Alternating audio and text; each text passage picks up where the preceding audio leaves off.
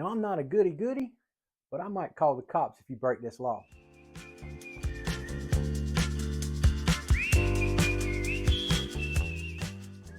You've been out there looking for a house, and every house you see is almost perfect, but not quite.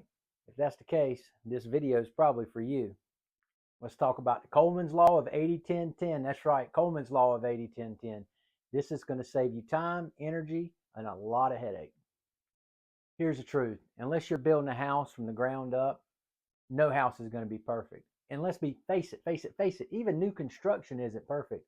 That's where Coleman's Law of 80-10-10 comes into play. The Coleman's Law of 80-10-10 breaks down like this. 80% of the home is going to match everything that you love. Neighborhood, school district, mature trees, whatever it is. 80%, perfect. The first 10%, that's stuff you can change. That's things that you absolutely don't like about the house, but it's not critical, and it's things that you can fix over time. Don't let that hold you up. That last 10%, well, that's the stuff that you really don't like at all. Maybe the bathroom's got a weird layout. Maybe there's not enough natural light in one of the rooms. Doesn't matter what it is.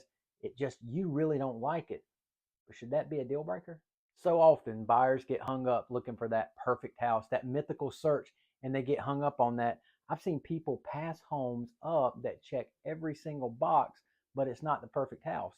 Then that leads to stress, aggravation, and other headaches that you really don't need. Here's a perfect example of that. I was with a client that I helped buy a house in the past, and they were walking and they could not just get past the countertops. They hated the countertops in the kitchen. So we sat down and started talking through it, ran some quick numbers. It's going to cost them about $5,000 to change the countertops out. That's something that they could get, they could change. That's a 10%er. And let's be real, there are true deal breakers out there, stuff that you just can't live with. For example, if there's a pig farm right behind your house, could be a deal breaker. That's the place where you don't apply Coleman's Law of 80-10-10.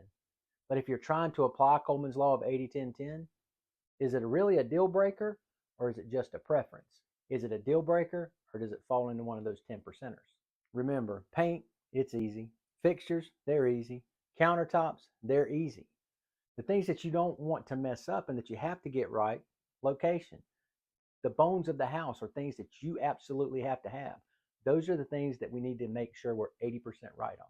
So if you're out there searching, keep Coleman's Law of 80-10-10 on your mind. Be focused. Don't focus on the small stuff, because the small stuff's where you're going to get hung up.